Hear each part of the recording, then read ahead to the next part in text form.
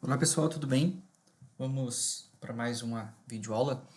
Hoje a gente vai ver, já entrando um pouquinho, né, na parte de controles diretos, né, vamos dizer assim, dentro, né, das ações que a gente toma para estar melhorando processos e tal.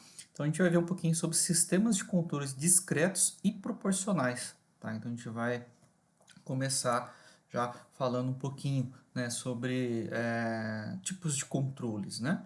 Então, o controle de processos consiste na técnica de manter variáveis de processo em valores desejados para o sistema. Esse objetivo é atingido a partir de um controlador que processa as correções de acordo com variáveis que são medidas em tempo real por um determinado equipamento, né? O que seria isso?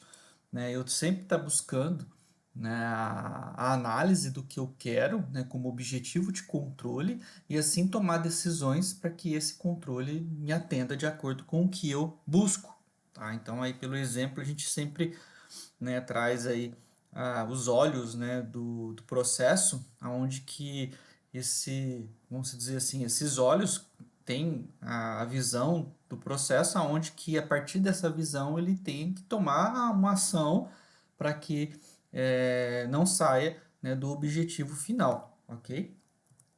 Então, seguindo, né, os sistemas de controles podem ser classificados em duas categorias distintas, né? Sistemas de controle em malha aberta e sistemas de controle em malha fechada, né?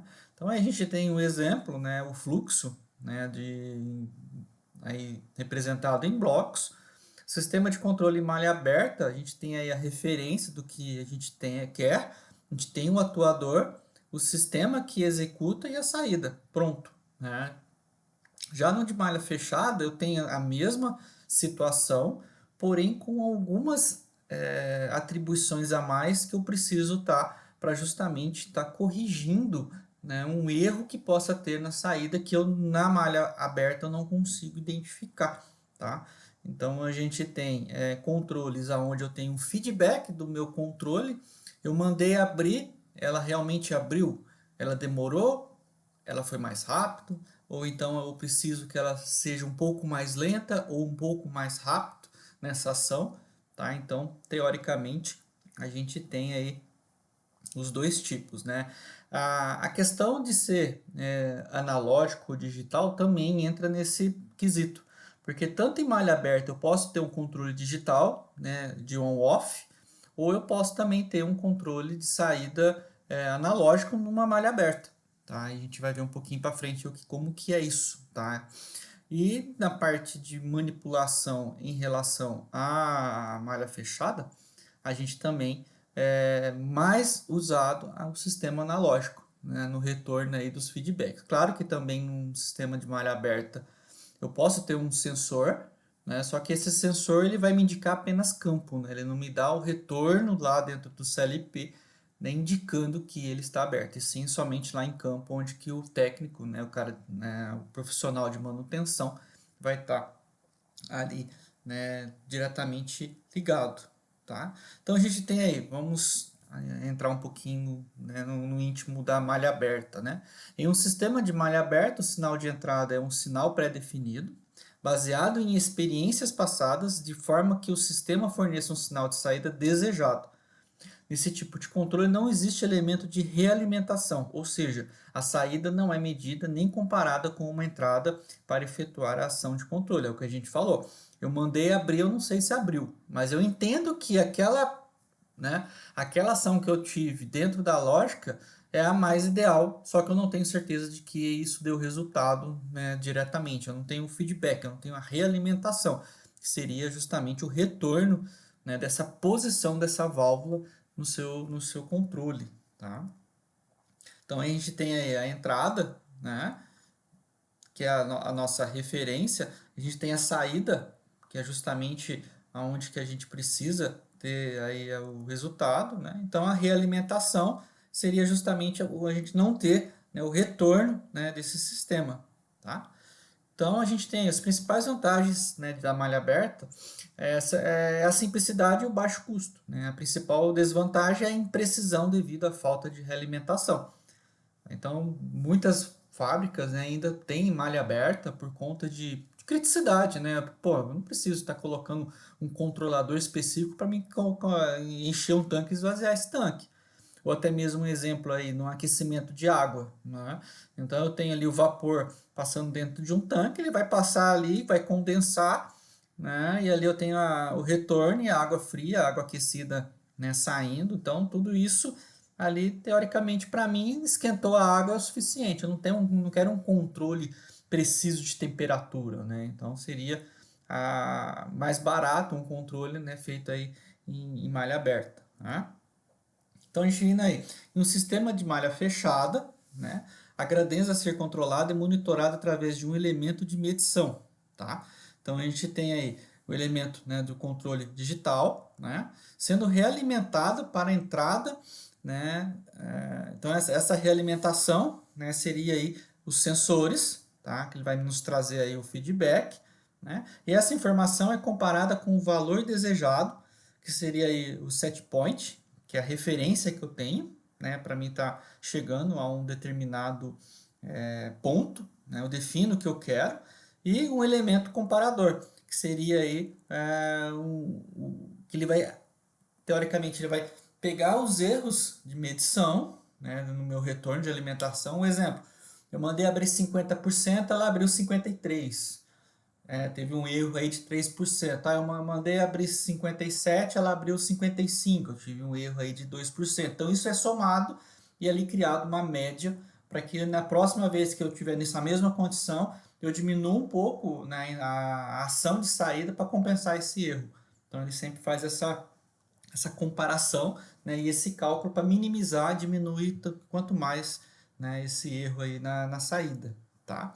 Então esse sinal de erro é processado pelo elemento comparador, tá, que seria o nosso controlador digital, né, gerando sinais de controle que atuarão sobre o processo. O elemento atuador age sobre a variável, né, no caso aí a gente tem aí o sistema que atua, né, que vai fazer a saída ali do bloco de controle que vai para a saída analógica do meu CLP. Sobre o processo, o elemento atuador, né, ele age sobre a variável manipulada, tá? Então ali seria já a válvula de controle, né, no exemplo propriamente dito, de tal maneira que sejam corrigidos eventuais desvios, tá? Causados por modificações nas condições de operação ou perturbações na variável controlada, que seria ali, no caso, o resultado do meu controle, né? Que seria a saída para esse sistema, tá? Então, aquilo que a gente falou, é feita uma leitura do que eu pedi para abrir e o que realmente abriu. Essa é a questão, né? Ele faz uma comparação entre a ação e o resultado, ele pega esse erro, né, de tempo, né, para justamente corrigir para a próxima vez que ele for fazer essa mesma rampa, né, dessa curva, ele vai minimizando cada vez, diminuindo mais o erro, tá? Então a gente vendo aí, né, esse tipo de sistema apresenta como vantagens a compensação de erros, né, saída constante e robustez, menor sensibilidade a distúrbios, a complexidade e o maior custo são as desvantagens.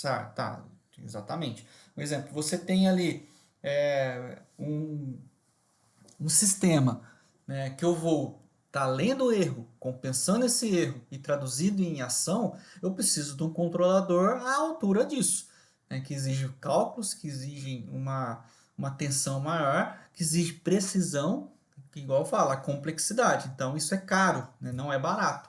Agora, esse investimento traduz em uma qualidade, né, final do produto que eu quero estar ali controlando. Imagine eu trabalhar em tanques gigantes que eu não tenho um controle preciso, então eu não posso ter ali desperdício, né? Eu não posso ter ali, vamos falar, ações que teoricamente eu vou gastar mais fisicamente com desperdício do que com o controlador. Então eu tenho que fazer esse deparo, esse balanceio do sistema justamente para não ter perdas, né? Porque a ideia do controle é justamente diminuir erro na saída em relação ao que eu quero, né, como base, tá?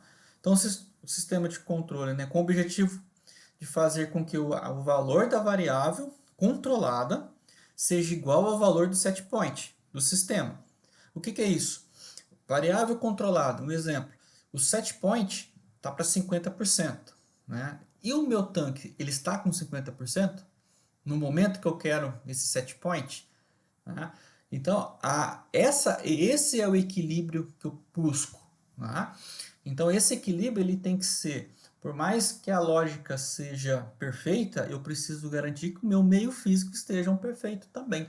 Então, aí entra a calibração de válvula, né, ajuste, né, a parte mecânica, perdas. Então, essas perdas que eu tenho, né, com a atmosfera, calor, frio, isso tudo dá diferença, a densidade do fluido que eu estou trabalhando, né? Tudo isso interfere no meu controle, interfere na minha saída, tá? Então, a ideia é justamente da variável controlada seja igual ao valor do set point do sistema. Ações ou algoritmos de controle que agem sobre o processo são implementados nas sequências as quais tradicionais ações de controle são apresentadas, tá? Então eu tenho ali, né, a ideia, né, de algoritmo, esse algoritmos que a gente fala é justamente esses cálculos que é feito para justamente enxergar os erros e minimizar esses erros, né? Ele faz tipo uma comparação, calcula e gera um sinal, né, pertinente de saída referente ao meu processo, tá? Então eu tenho o controle liga e desliga, que é o controle on-off, eu tenho controle proporcional, tá? Eu tenho controle derivativo, eu tenho controle integral, tá? E também os controladores associados, tá? Então aí entra lá todo aquele, né, o fantasma, né, que o pessoal muito aí tem, né, quando a gente vai fazer ali a primeira, vamos falar assim, o primeiro contato que eu tenho com o processo, vou entrar na automação, a gente vê aqueles blocos de controle. Falar, isso aqui é um controle PID, né? Então a gente tem aí justamente, né? A gente tem o controle liga e desliga, que a gente falou no começo, on-off. Então deu nível alto, desliga, deu nível baixo, liga e assim vai. E eu tenho o controle proporcional, que é só o controle P, né? Eu tenho o controle só derivativo, o controle só integral e eu tenho os três associados, né? Que seria proporcional, derivativo e integral, que seria o famoso aí PID, tá? Então, olhando um pouquinho, né, entendendo o gráfico de cada tipo de controle, eu tenho o controle liga e desliga, on-off, né, é a mais simples estratégia de controle, sendo classificada como controle discreto. A ação de controle gerada pelo controlador poderá somente ligar ou desligar o elemento do atuador do processo. Tá? Então, a gente tem, nesse intervalo, eu liguei a minha bomba, né, para encher o tanque. Eu quero que um nível de 50%, tá? Então, beleza. Então, eu liguei a bomba, tá enchendo, deu 50%, eu vou e desligo a bomba, né? Desliguei a bomba, existe ali uma curva aonde que ele vai ultrapassar de 50% um pouco, dependendo da vazão que eu tenho de entrada. Eu não consigo controlar essa entrada no sistema on-off. Ou desligo ou ligo. Então, na medida que eu desliguei, existe ali um intervalo entre o enchimento e o esvaziamento desse processo. Então, essa diferença, vamos supor, enchi, chegou lá até 53, né? Então, 53, 3% significa ali a minha esterese de 3%. Eu desliguei. Então, eu desliguei a entrada e liguei a saída para atender o processo. Quando eu baixo ali em torno de 49, eu ligo a bomba de novo, né, para manter lá os 50%. Então eu fico nesse liga e desliga, enxergando essa esterese, que é justamente esse intervalo de para mais e para menos, que eu posso encher até 53 e até 48, ou então até 47. Então eu fico ligando e desligando a bomba constantemente, tá? Dependendo ali da saída e a demanda de processo. Então o processo ele está me demandando esse líquido, e eu estou mantendo o tanque cheio com 50%, porém com uma esterese de 3%. O que é isso? Quando der 53 eu paro de abastecer o tanque, quando deu 47 eu ligo a bomba para abastecer o tanque e o processo me puxando. Tá? Então ele fica essa curva, né, bem acentuada, né? Vamos falar assim, a gente tem lá embaixo a saída, né, especificando a curva de on-off, né, pelo tempo. Né? Então, à medida que a gente vai demandando de processo, vai ligando e desligando, tá? Trata-se de uma estratégia de larga aplicação prática em processos que permite uma faixa de variação do valor da grandeza ser controlado entre o nível máximo e o mínimo, tá? Próximos ao set point. Essa faixa de variação é denominada esterese, é o que a gente falou. A gente determina o mínimo e o máximo de 3%, vamos dizer assim, tudo no exemplo, tá? Para mais e 3% para menos, e fico trabalhando nessa esterese, ok? Então aí tá, né, o exemplo aí, o ponto, né, da esterese do intervalo, tá? Então, vamos lá, aplica-se 100% de potência na carga exata. A gente liga o motor no máximo que ele pode, da bomba, né, para alimentar o tanque, abre a válvula aí 100% também. Quando o valor da variável controlada estiver abaixo do set point, né, menos a esterese, que é o que a gente falou, né, usa E 0% de potência quando estiver acima do set point, mais a esterese. Então eu desligo, né, quando cheguei a 53, eu estou dando aí 3% de esterese, né? Chegou a 53, eu desligo a alimentação. Quando chegou lá a 47, eu ligo a alimentação. E fica, né, esse intervalo, tá? Resultará em oscilação, né, do valor da variável controlada ao longo do tempo dentro da faixa de esterese. Essa ação de controle é utilizada, por exemplo, em refrigeradores, tá? A gente vê muito a geladeira da nossa casa, vamos dar esse exemplo. Toda hora está ligando, desligando, né, para manter a temperatura. Então ela tem esse controle ali. O motor ele não fica constantemente ali ligado, né? Ele fica, só vai ligar na hora que a temperatura baixar. Baixou, ela ligou, deu a temperatura, passou um pouquinho, ela vai e desliga dentro desse intervalo, tá? É, tem muitos controles de temperatura de prensas, né? Eu já trabalhei, né, em fábricas de prensas que a gente controlava, a gente tinha um controlador digital de temperatura, a gente determinava a esterese. Então a esterese para a gente era justamente a precisão do que eu quero a temperatura, né? E depende também do tipo de resistência que eu tenho, né? A potência da resistência que define a esterese. Porque se eu tenho uma resistência com maior eficiência, essa esterese eu diminuo. Porque quando eu já ligo, eu já tenho a temperatura que eu quero, e quando eu desligo, então ele fica, né? Ou eu tenho, né, um intervalo maior de esterese, justamente porque eu preciso manter uma temperatura ali um pouco menor ou um pouco maior, vai depender do tipo de processo ou o que você está querendo dele. Mas existe muito, era um controlador da marca Tools, né, na época, então se ele era digital, então você tinha a entrada ali do sensor de temperatura, e ali, teoricamente, você conseguia fazer esse controle a partir de esterese, né, tinha aí uma boa evolução do sistema, ok? Então, seguindo aqui, então, sistemas de controles, né? As demais estratégias de controle apresentadas na sequência são classificadas como contínuas ou proporcionais, uma vez que a variação do controlador não se resume a somente dois valores, como uma ação liga e desliga. Então, chegando ao controle proporcional, né? Esse controlador produz uma saída, que no caso aí, né, seria o nosso resultado, né? Um sinal de controle que é proporcional ao erro, né? Dessa maneira, a atuação do controlador, né? A gente tem aí o erro, né?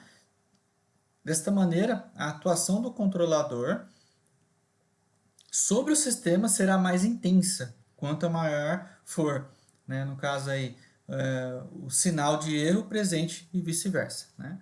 Então a gente tem aí já um tipo de controle diferente do que a gente viu antes, tá?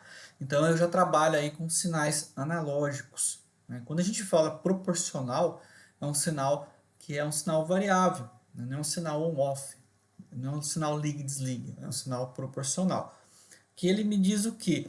Né, que na medida que eu tenho, pegando o gráfico, à medida que eu tenho um set point, tá? A ideia desse controle é que a minha ação da válvula de entrada seja proporcional à minha saída. O que é isso? Então eu tenho aceleração, né, de um motor, e eu não ligo e desligo o motor, eu acelero ou desacelero esse motor mediante a entrada que está o meu set point. E com isso eu preciso saber como é que está o nível. Então eu tenho elementos que eu preciso estar aí definido para conseguir um controle mais perto do set point sem desligar o motor. Tá? Então lá no controle on-off a gente tinha que desligar o motor e ligar o motor. Aqui não, aqui eu mantenho o motor ligado, porém em aceleração mais alta ou mais baixa, de acordo com o meu set point. Tá? Então o que que acontece? Vamos lá, quero manter 50% do nível do meu tanque. Tá? Então eu vou acelerar o meu motor. Meu motor ele vai de 0 a 100% de aceleração.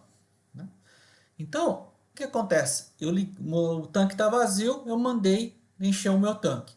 Então ele vai enxergar, pô, se o tanque está vazio, está 0%, né? Então eu tenho que acelerar ao máximo o meu motor para chegar mais perto do meu set point. Tá, esse intervalo do meu set point, que seria ali no caso lá atrás a esterese, aqui a gente vai chamar do erro, né? da banda proporcional. Tá? Então o que, que acontece? Quando eu tiver ali, eu acelero o meu motor até, eu defino que essa banda ela seja ali de 30%. Então eu acelero 100% até 30% do tanque. A partir de 30% do tanque começar a enxergar, eu vou começar a ter a ação de desacelerar o motor até chegar a 50%. Tá? Então, teoricamente, esse é proporcional. Então, na medida que a válvula vai alimentando, eu vou acelerando o motor, né, e a válvula vai abrindo proporcionalmente a essa aceleração. Na medida que ele estiver acelerando 100%, a minha válvula está 100% aberta. Na medida que eu desacelerar o motor, para chegar perto do set point, essa minha válvula de entrada ela vai fechando proporcional à desaceleração do meu motor. E fica nesse, né, vamos falar assim, nessa malha até eu seguir perto ali do set point. Então, observe que a variação diminui em relação veja a curva desse gráfico, mediante a curva de... Vou voltar aqui, ó, só para a gente fazer uma comparação. Então a gente tem aqui, olhando a curva on-off, observe que a curva ela é bem acentuada para cima e para baixo.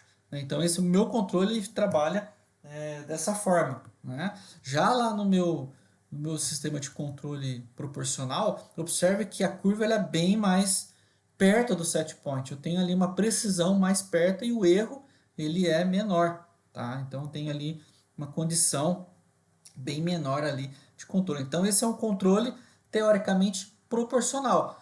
Ele acelera e desacelera proporcionalmente ao que o meu erro que eu tenho definido para estar começando, né, a tentar ali fazer um controle mais perto aí do set point. E o tempo, né, observe que ali a saída, olhando o gráfico de liga e desliga, né, perto da condição, ele é um pouco mais espaçado, né, ele não tem uma cadência igual ao on-off. Né? Ele sempre vai estar ali vendo melhor, vamos falar assim, o menor erro para melhor aceleração e a desaceleração ou abertura ou fechamento da minha válvula. Tá? Então a gente tem a potência aplicada na carga varia de forma proporcional à diferença do erro, né, entre o set point e o valor medido no processo.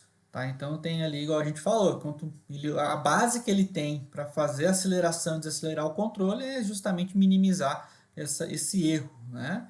Então tem ali do meu set point o valor medido no processo, né? Ele tem ali na região denominada banda proporcional, né? Resultará na instabilização da variável, né, lá ao longo do tempo. Tá? Então é isso que a gente mais ou menos entende, tá, de controle somente proporcional. Tá? Então seguindo o controle derivativo, a gente vai estar integrando aí mais um item aí no nosso negócio. Então a saída do controlador é proporcional à taxa de variação do sinal de erro, ou seja, a derivada do erro. Esse tipo de controlador proporciona uma ação bastante rápida, né? Então ali a gente tem derivada do erro, que é o nosso D, né, do controle. Esse tipo de controlador proporciona uma ação bastante rápida, tá? Sempre que ocorrerem, né, variações de saída, porém não minimiza erros de regime permanente. Nessa estratégia, o valor do ganho derivativo através da constante KD deve ser definido. Então, o que ele entra, né? Qual que é a função do D dentro do meu controle proporcional, tá?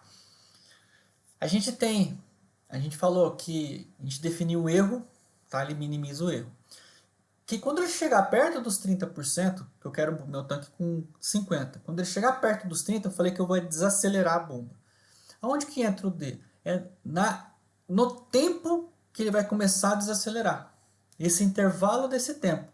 Tá? Porque ele pode, quando eu falei 30, quando 30 for igual a 30, ele manda desacelerar. Então ele é proporcional, né? E a minha válvula de entrada começa também a ter uma ação também de fechamento. A derivada, ela é um atraso dessa ação. Porque ele, às vezes, se eu fizer isso sempre direto, eu não consigo enxergar o meu consumo. Se meu consumo começar a diminuir, eu preciso aguardar alguns instantes para começar a fazer esse controle. Esse atraso de ação, que não é proporcional, ele é variável, né? Ele define nesse intervalo do D. Tá? Então o D ele define, um exemplo, quando eu uso a derivativa é quando eu trabalho com muita dispersão da minha saída de controle, muito questão de temperatura. Quando eu trabalho com temperatura que existe uma dispersão maior, um exemplo, eu esquentei até 50.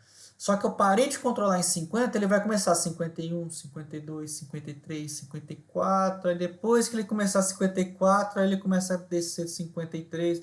Então essa curva de dispersão do meu controle, eu preciso minimizar ao máximo. Porque se eu cheguei a uma 54, vamos supor, de temperatura, em graus, eu não posso chegar a isso tudo se eu quero 50. Então o que eu tenho que fazer? Começar a minha ação de fechamento, né, de desligamento, antes disso. Então, no que era proporcional que eu mandava desacelerar, eu começo a atrasar essa desaceleração. Então, eu consigo enxergar que eu não posso chegar até 54.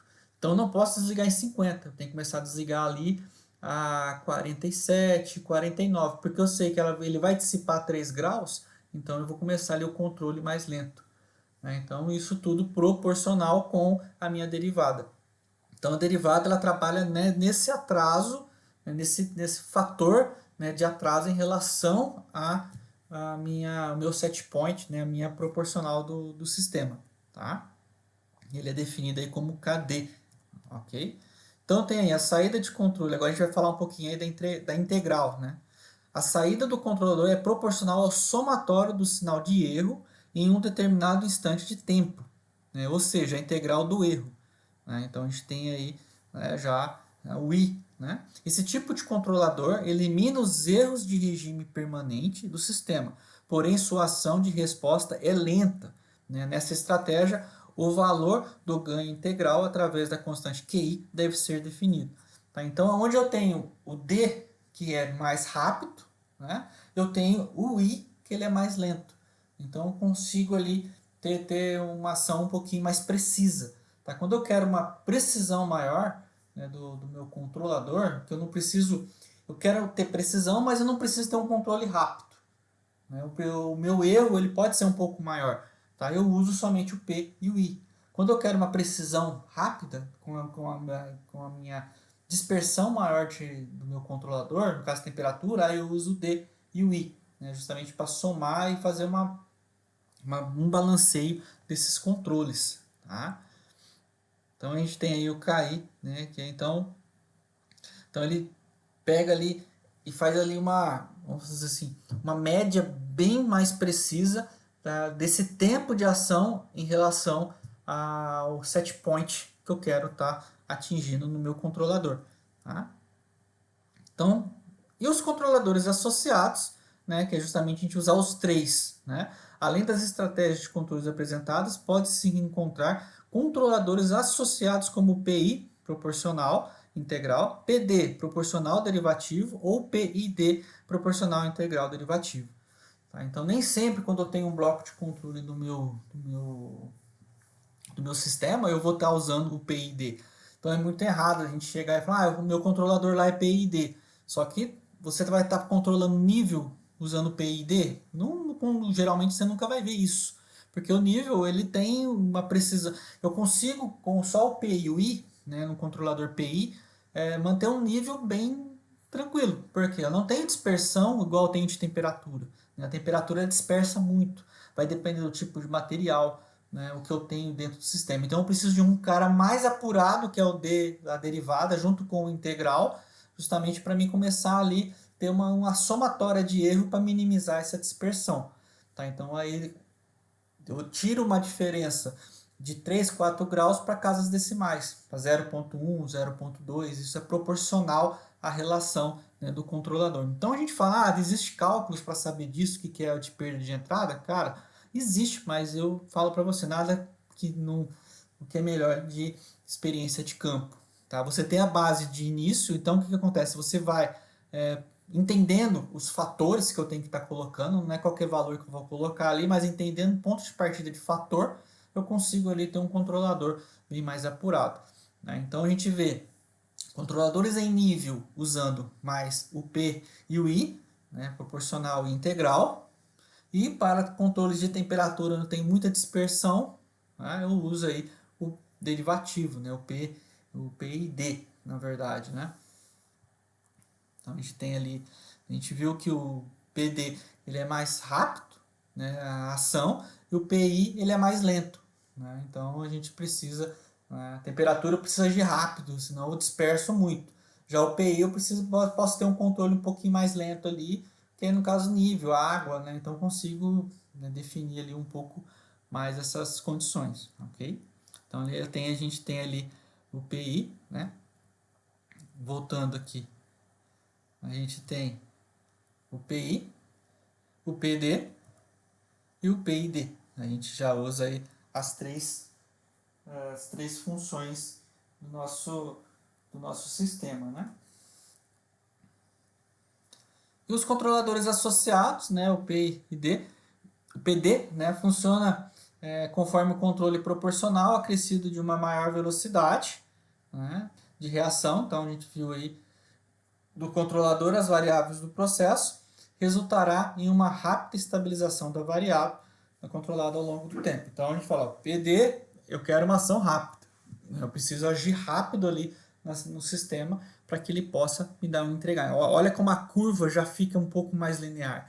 Eu tenho no início ali uma dispersão, depois eu tenho uma perda, aí eu vou corrigindo, vou diminuindo e ali eu mantenho a linha, né, perto do meu set point, né, bem próximo ao meu set point. A ação ela é bem mais rápida, bem mais curta. Observa a curva ali né, da saída digital, um exemplo, né, falando de ações, né, de inputs e outputs, ele fica lá bem mais perto. Então o erro passa a ficar bem mais perto ali do meu set point, deixando ali o controle mais estabilizado. Né? Controle P e D, né? Então a gente tem ali o nosso controle PD. Agora o controle P e D funciona conforme o controle PD, acrescido de uma estabilização o mais próximo possível do valor de set point. Né? Então, assim, além da ação proporcional que atua conforme o valor de erro, há um compromisso entre a velocidade de atuação, derivativo, e o erro nulo do regime permanente integral. Tá? Então, eu vou aproximar mais ainda, né, nesse sistema. Tá? Então, ali, observe que quando eu coloco o I no meio do PD, né, o PD eu deixo mais perto do set point, respeitando um errinho básico, né, ali uma diferença. Quando eu já coloco o I no negócio, ele vai refinar mais essa estabilização, deixando o controle em cima do set point. Observe no gráfico ali que a minha linha ela continuou linear, porém em cima lá do meu set point. Tá? Ele é bem mais preciso, ok? Então a gente tem aí, resultará em rápida e precisa estabilização da variável controlada ao longo do tempo. Tá? Então eu tenho aí uma linha bem mais linear, né? Perto, em cima, praticamente em cima aí do set point. Né? Então observe que ele está bem em cima. Tá? E as considerações, né, com base no exposto, evidencia-se que duas importantes tarefas devem ser realizadas no controle de um determinado processo. Né? A definição da ação, estratégia, de controle em função do processo físico a ser controlada e a sintonia, né? Dimensionamento, né, dos ganhos KP, KD e QI, fundamentais para a obtenção, né, do melhor resposta para o sistema. É isso. Né? Então, ali é uma vez definido e controlado, ponto. Não tem que mexer.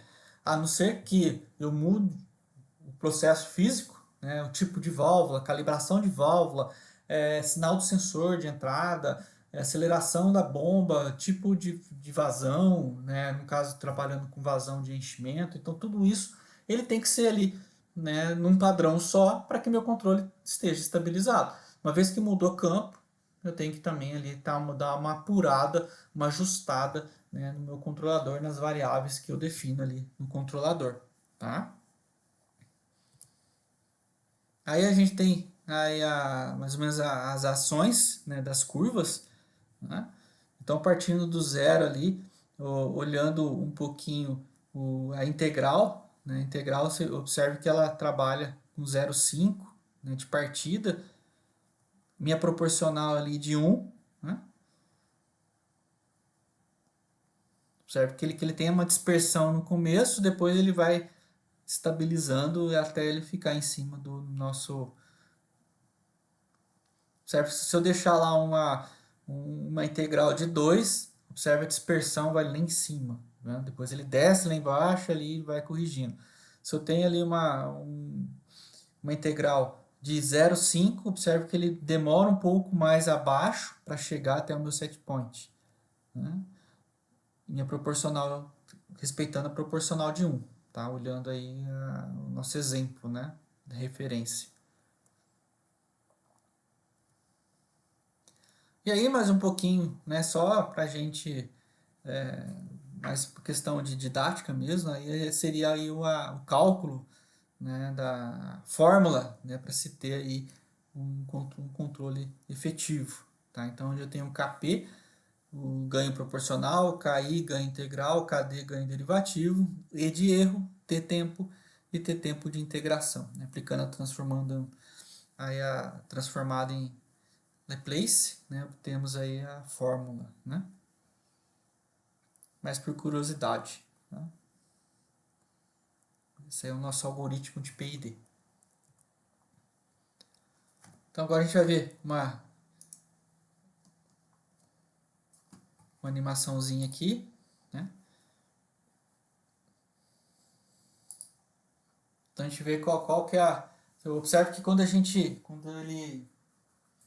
ele jogou o início do vídeo, né? Observe que há o erro. O erro ele vai, ele dispersa, né, no gráfico, né? E levou lá a bolinha até o centro que ele quer de 15, que é o nosso set point. Né? Então já tem lá o set point de 15.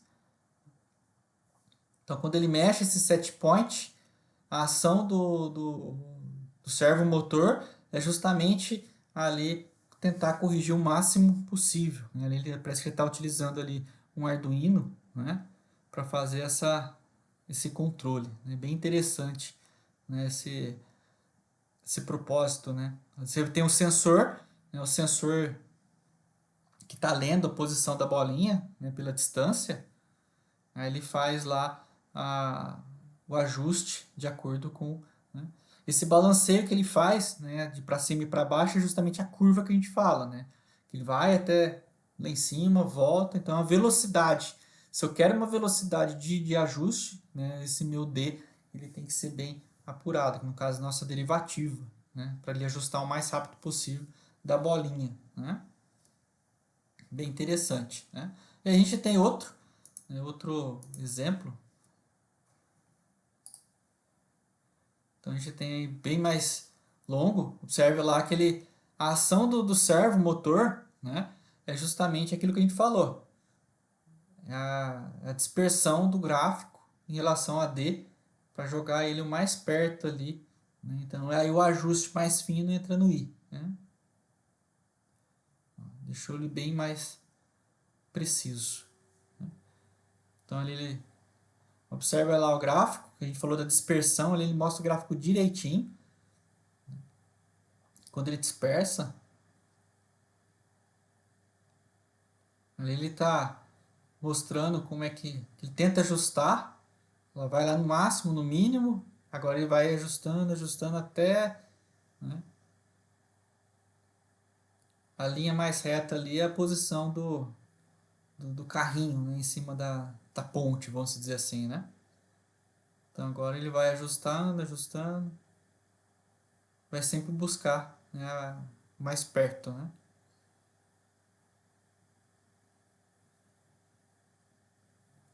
Bem legal, né? Deu para dar uma visão bem interessante. Bom, pessoal, então é isso que eu queria passar para vocês hoje. Tá? A gente viu um pouquinho mais a fundo o P&D.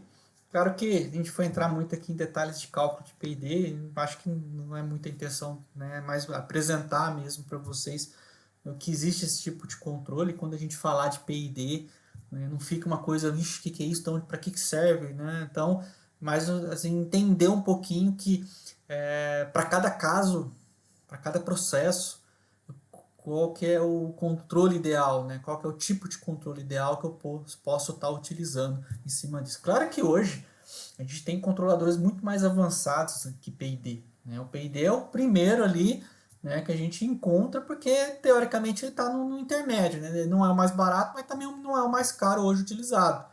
A gente tem outros tipos de controle, né? Tem já controladores Leaf, que eles são bem mais apurados, utilizados em caldeiras hoje, né? E outros processos também.